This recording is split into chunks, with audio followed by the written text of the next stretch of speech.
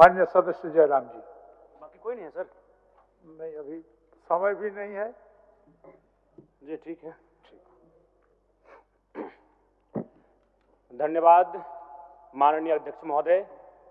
आज मैं महामहिम राज्यपाल महोदय के द्वारा प्रस्तुत अभिभाषण पे हो रहे वाद विवाद पर अपनी प्रतिक्रिया देने के लिए आया हूं। महोदय, एक छोटी सी कहानी मैं बताना चाहूँगा। एक महिला थी, उसकी छोटी बच्ची जिसकी उम्र 5 वर्ष थी, वो अपनी माँ से आकर पूछती है कि माँ, छोटे भाई का मृत्यु कब होगा? तो माँ ने पूछा कि बेटी तुम ऐसा क्यों कह रही हो, अपने छोटे भाई को मरने के लिए क्यों कह रही हो? तो छोटी सी गुड़िया ने कहा कि माँ, बड़े भाई की जब मृत्यु हुई थी तो बहुत सारे लोग हमें खाना देने के लिए आए थे, हमारे घर में भोजन नहीं था, हमें कपड़े नहीं था, तो बहुत सारे लोग हमसे मिलने आए थे और हमें खाना देकर गए थे। और मैं चाहती हूँ कि छोटा भाई भी अगर मर जाएगा तो शायद बहुत सारे लोग आएंगे, हमें भोजन देंगे, हमें खाना देंगे, हमें कपड़े देंगे, क्योंकि हम 4-5 दिनों से भूखे हैं। महोदय, आज यही भाव कोयलांचल के हर एक रैयतों के घर में है कि जब भी हमारी जमीनों का अधिग्रहण होगा, जब कोई कंपनी हमारी जमीन का अधिग्रहण माइंस के लिए करेगी और जब माफियाओं के द्वारा उन पर लाठीचार्ज होगा, उनके लठेत के माध्यम से उन पर हमला होगा, तो कोयलांचल के रैयत चाहते हैं कि साथ साथ में 2-4 IAS IPS को भी चोट लगे। क्यों लगे? न विगत कुछ दिन पहले बागमारा में एक घटना घटी थी, हिलटॉप कंपनी का मामला था, DSP महोदय घायल हुए थे, सरकार ने वीडियो कॉल से बात किया था, सरकार ने उस मामले को संज्ञान में लिया था, लेकिन ठीक उसके कुछ दिन बाद सिंदरी के सुरंगा में फिर एक घटना घटती है। इस बार महिलाओं को सड़क पे दौड़ा दौड़ा कर पीटा गया, उनकी साड़ियों को फाड़ा गया, उनके कान की बालियों को नोच कर छीन लिया गया, लेकिन न FIR होता है न कार्रवाई होती है। महोदय, इसी प्रकार से आज एक मामला संज्ञान में आया है। मैं सदन को सचेत करना चाहूंगा, ये मामला मांडू का है। महोदय, मांडू के प्रभावित गांव बसंतपुर, पचड़ा, कोतरे, बालमहुआ, हुरदाग, रहवान, पचमो, इचाकडी, बरगैया, ठोठाटा, लइयो, दनिया, यहाँ एक कंपनी है, उस कंपनी का नाम है पावर मेक लिमिटेड और उसकी सहयोगी कंपनी अमर इंडिया लिमिटेड। इनके माध्यम से खनन का कार्य होना है। अध्यक्ष महोदय, विगत 2-3 दिनों से लगभग 500 की संख्या में महिलाएं धरने पर बैठी हैं। ये मामला मैं सरकार को आपके माध्यम से संज्ञान में देना चाहता हूं। अगर सरकार संवेदनशील है, क्योंकि लॉ एंड ऑर्डर की बात करती है, ये सामाजिक न्याय की बात करती है, विधि कानून की बात करती है, तो भारतीय संविधान आर्टिकल 14 कानून के समझ सबको बराबरी की बात करता है। एक DSP घायल हुए, आपने लॉ एंड ऑर्डर को हाथ में लिया, DIG IG ने मार्च किया, DSP ने संज्ञान में लिया, DC घटनास्थल पर गई, लेकिन जब ग्रामीणों को पीटा जाता है, जब ग्रामीणों की जमीनों को जबरन लिया जाता है, कानून अपनी प्रतिक्रिया क्यों नहीं देता? अध्यक्ष महोदय, इसलिए मैं ये गंभीर मामला आपके संज्ञान में देना चाहता हूं।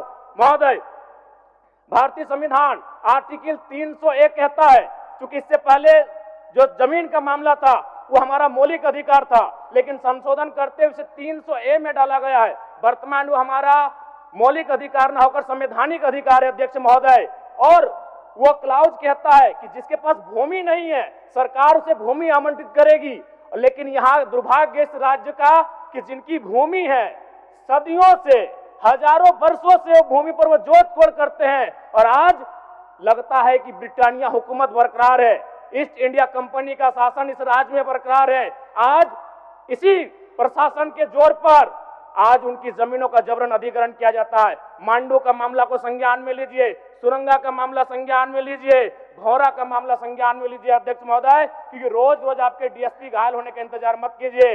विधि के समक्ष अगर सब बराबर हैं तो रैयतों को भी जान जाती है, रैयतों को भी चोट लगता है। इस मामले को संज्ञान में लेंगे। महोदय, मैं आगे कहना चाहूंगा, अभी वरिष्ठ नेता ने कहा लॉ एंड ऑर्डर, मैं मानता हूं कि लॉ एंड ऑर्डर आपका है, लेकिन कहां है अध्यक्ष महोदय?